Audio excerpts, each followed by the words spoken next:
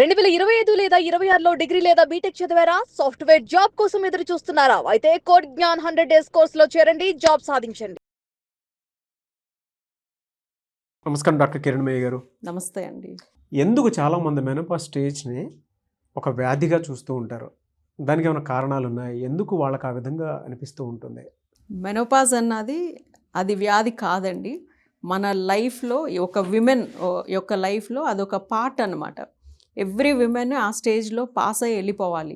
మామూలుగా మనకి reproductive age అని అంటారు. మనం ఏంటంటే రిప్రొడక్షన్కి క్యాపబుల్ అని అన్నట్లు. ఏది 35 to 45 ఇయర్స్ వరకు మన బాడీలో ఓవరీస్ ఏవైతే ఉంటాయో అవి ఎవ్రీ మంత్ ఒక ఎగ్ రిలీజ్ చేస్తూ ఉంటుందన్నమాట.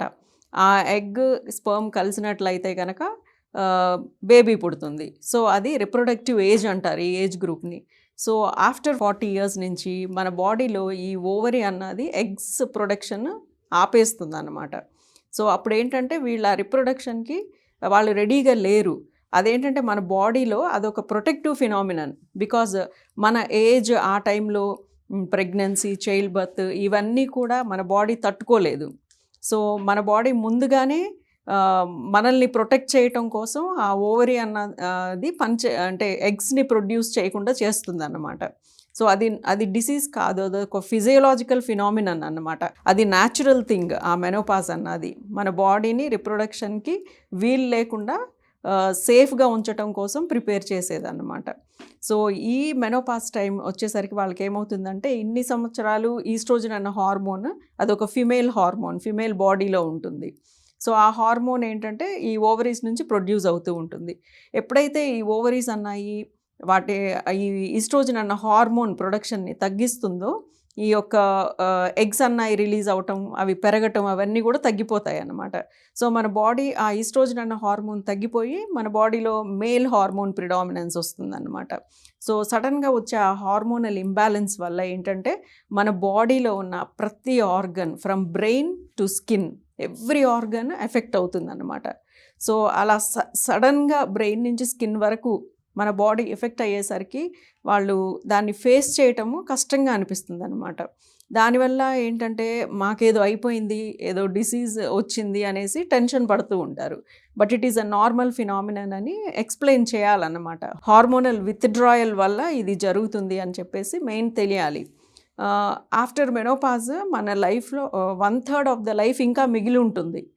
సో ఈ 1/3 ఆఫ్ ద లైఫ్ వాళ్ళు ఏ విధమైన సఫరింగ్ తోటి ఉండకూడదు అనమాట. వితౌట్ ఎనీ సఫరింగ్ ఈ మెనోపాజల్ స్టేజ్ని ప్రాపర్గా హ్యాండిల్ చేయాలి మనం.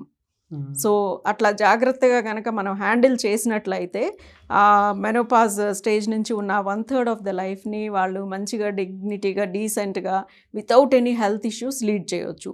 Most of the health issues కూడా ఈ మెనోపాజ్ స్టేజ్ నుంచి స్టార్ట్ అవుతాయి అన్నమాట. సో వాళ్ళకి మనము ఏంటంటే హెల్త్కి సపోజ్ ఒక ప్రాబ్లం గురించి వచ్చారనుకోండి మన దగ్గరికి, మనం ఓన్లీ అసలు వాళ్ళు ఏ ప్రాబ్లం గురించి వచ్చారో ప్రాపర్గా ఐడెంటిఫై చేయాలి. వాళ్ళు ఏంటంటే కరెక్ట్గా ఎక్స్ప్రెస్ చేయలేరు కూడా వాళ్ళకున్న ప్రాబ్లమ్స్. ఒక సింగిల్ ప్రాబ్లం తోటి వాళ్ళు రారనమాట. మెనోపాజల్ సిమ్టమ్స్ ఏంటంటే వాళ్ళకి హాట్ ఫ్లషెస్ అని వస్తాయి. మొత్తం బాడీ అంతా చెమటలు పట్టిపోయి వేడిగా అయిపోయి స్వెట్టింగ్స్ వచ్చేసి సడన్గా వాళ్ళు కరెక్ట్గా నిద్రపోదాం అనుకునే టైంకి ఈ సిమ్టమ్స్ అన్నీ స్టార్ట్ అవుతాయి. వాళ్ళకి నిద్ర కూడా సరిగ్గా ఉండదు అన్నమాట. సో వాళ్ళకి ఏంటంటే నిద్ర సరిగ్గా లేకపోవటం వల్ల సైకలాజికల్గా కూడా వాళ్ళు బాగా ఎఫెక్ట్ అవుతారు. ఏంటి సడన్గా నా బాడీ ఇలా అయిపోయింది అనేసి. నెక్స్ట్ వచ్చేసి డిప్రెషన్ ఉంటుందన్నమాట మెయిన్. కొద్దిగా అన్నీ మర్చిపోవటం, మెమరీ లాస్ ఇవన్నీ కూడా కామన్ అన్నమాట వాళ్ళల్లో. సో ఈ ప్రాబ్లమ్స్ ఉంటాయి. అంతేకాకుండా హెయిర్ లాస్ ఉంటుందన్నమాట.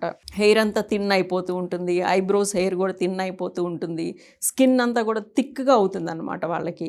సో ఏజింగ్ చేంజెస్ కూడా స్టార్ట్ అవుతాయి బాడీలో, ఫేస్లో కానీ ఎక్కడైనా కానీ. సో ఫ్యాట్ డిపాజిషన్ డిఫరెంట్ పార్ట్స్లో స్టార్ట్ అవుతుంది, లోయర్ పార్ట్ ఆఫ్ ద బాడీలో. ఇవన్నీ వాళ్ళకి యాక్సెప్ట్ చేయడానికి చాలా కష్టంగా అనిపిస్తుంది అన్నమాట. సో ఈస్ట్రోజన్ అన్న హార్మోన్ ఏంటంటే యాక్చువల్గా హార్ట్ని ప్రొటెక్ట్ చేసే హార్మోన్. ఇది వన్స్ తగ్గిపోయిన తర్వాత వాళ్ళకి హార్ట్కి సంబంధించిన ప్రాబ్లమ్స్ కూడా స్టార్ట్ అవుతాయి. సో మనం ఏంటంటే ప్రివెంటివ్ కేర్ అన్నది మనం తీసుకోవాలి. ఫస్ట్ వాళ్ళు వచ్చిన ప్రాబ్లంకి మనం ట్రీట్మెంట్ ఇవ్వటమే కాదు, ఇంకా నెక్స్ట్ రాబోయే ప్రాబ్లమ్స్ని కూడా మనం ముందుగానే వాటిల్ని రాకుండా జాగ్రత్తలు చెప్పాలి. మనము ఏంటంటే వాళ్ళకి ముందే కొన్ని టెస్టులు చేసి వాళ్ళకి ఇంకేమైనా ప్రాబ్లమ్స్ వచ్చే ఉంటే కనుక అవి రాకుండా చేయాలి. సో మెయిన్ ప్రాబ్లం వచ్చేసి ఈస్ట్రోజన్ అన్న హార్మోన్ తక్కువ ఉండటం వల్ల ఈ హార్ట్కి సంబంధించిన ప్రాబ్లమ్స్ కూడా వాళ్ళకి స్టార్ట్ అవుతాయి. కాబట్టి మనము ప్రాపర్ కార్డియాలజిస్ట్ దగ్గరికి వెళ్ళి కన్సల్ట్ అయ్యి ముందే కొన్ని టెస్ట్స్ చేయించుకొని అవి ప్రివెంట్ చేయొచ్చు. అండ్ అదే కాకుండా అసలు మెయిన్ ప్రాబ్లం ఏంటంటే బోన్స్లో ఆస్టియోపోరోసిస్ అన్నది డెవలప్ అవుతుందన్నమాట. ఈ ఆస్టియోపోరోసిస్ అన్నది డెవలప్ అయినప్పుడు ఏంటంటే బోన్స్ చాలా బ్రిటిల్గా ఉంటాయి. జస్ట్ అంటే ఏదైనా చిన్నది గట్టిగా తాకినా కానీ మొత్తం ఫ్రాక్చర్స్ అయిపోతాయి. వాళ్ళు మేమేం కింద పడలేదు, ఫ్రాక్చర్ ఎట్లా అయింది అలా అనుకుంటారనమాట. జస్ట్ ఏదైనా గట్టిగా తాకినా కానీ అట్లా బ్రిటిల్గా ఉంటాయి. కాబట్టి ముందే మనం వాళ్ళకి calcium levels, vitamin D levels ఇవన్నీ చెక్ చేసి వాళ్ళకి daily calcium and vitamin D ఇవన్నీ కూడా సప్లిమెంట్ చేయాలన్నమాట. సో మెనోపాజ్లో ఇవి ఇవ్వాలి. సైకలాజికల్ ఇష్యూస్ ఉన్నట్లయితే మనము కొన్ని కౌన్సిలింగ్ సెషన్స్ ఇవన్నీ ఇచ్చినట్లయితే వాళ్ళు తర్వాత వాళ్ళని ఏంటంటే మనం ఎప్పుడు యాక్టివ్గా ఉంచాలి. సోషల్గా మూవ్ అయ్యేలాగా ఫ్యామిలీ మెంబర్స్ మాట్లాడుకుంటూ, ఫ్రెండ్స్ ఉంటే ఫ్రెండ్స్ మీట్ అవుతూ ఏదో ఒక వర్క్లో ఎంగేజ్ చేయాలి. లోన్లీగా మనం ఉంచొద్దు అన్నమాట.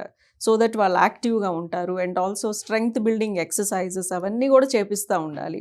ఇప్పుడు ఎక్సర్సైజెస్ ఇవన్నీ కనుక చేసినట్లయితే వాళ్ళు తొందరగా కింద పడరు. కింద పడకపోయేసరికి ఏంటి వాళ్ళకి ఫ్రాక్చర్స్ ఇవన్నీ కూడా మనం అవాయిడ్ చేసినట్లే కదా. సో ఇటువంటి జాగ్రత్తలు తీసుకోవాలి.